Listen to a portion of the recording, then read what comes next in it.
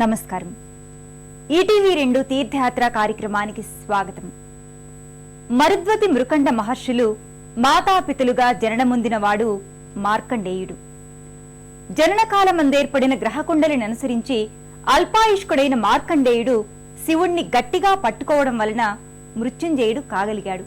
పాశం వేసి లాగబోయిన యముడే శివలింగాన్ని గాఢంగా భక్తి ప్రపత్తులతో బంధించుకున్న బాలుని ముందు ఓడిపోయి శివుని చేతిలో మృత్యువే మృతి చెందే మహాద్భుతం జరిగింది.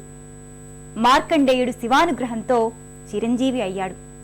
అందుకే మృత్యుంజయ మహామంత్రంతో మార్కండేయుని పూజించిన వారికి ఆయురారోగ్య భాగ్యాలు సమకూరుతాయనేది పరంపరాగత విశ్వాసం. ఈనాటి తీర్థయాత్రలో జగిత్యాల భక్త మార్కండేయ దేవాలయాన్ని సందర్శించి ఆలయ విశేషాలు తెలుసుకుందాం రండి.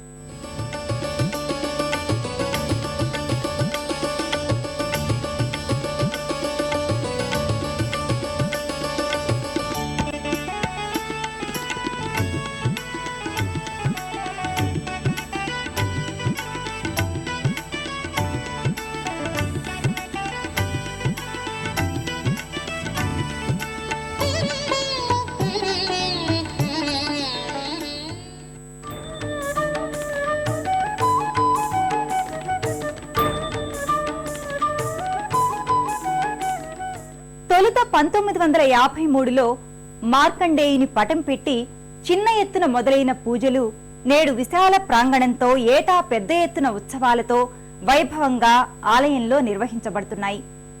నిత్యం భక్తుల సందర్శనంతో ధూపదీప నైవేద్యాలతో ఆలయం ప్రసిద్ధి దాలుస్తోంది.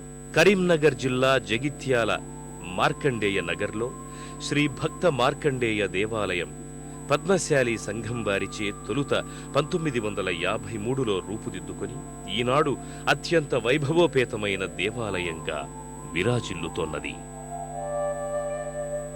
దేవాలయ రాజగోపుర ద్వారం 2 అంతస్తులతో అత్యంత సుందరంగా నిర్మితమైంది. గతంలో చెత్తు వరకు మాత్రమే నిర్మించబడిన రాజగోపురాన్ని సుందరంగా పూర్తి చేసి అతి వైభవంగా ప్రతిష్ఠించారు. 10 కుంటల స్థలం భక్తుల విరాళాలతో తొలుత సమకూడింది.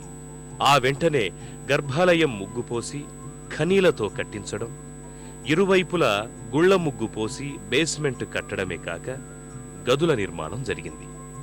1958లో బావి నిర్మాణం జరిగింది. ఆ తరువాత 16 స్తంభాల దేవాలయ మంటపం నిర్మించబడింది. 1994లో రాజద్వార నిర్మాణం మొదలయ్యింది. రాజగోపుర ద్వారంపై ఇరువంకల ద్వారపాలక ప్రతిమలు, గోపుర పైభాగాన కలశాలు, అలాగే గోపురానికి 4 వైపులా శివసహిత లింగంతో మార్కండేయుడు, అలాగే లక్ష్మీ నృసింహులు, సరస్వతి, పార్వతి, లక్ష్మి, గజద్వయం, అలాగే మత్స్య, కూర్మ, వరాహాది దశావతార మూర్తుల్ని, శంఖచక్ర పద్మ ప్రతికృతుల్ని దర్శించుకోగలం.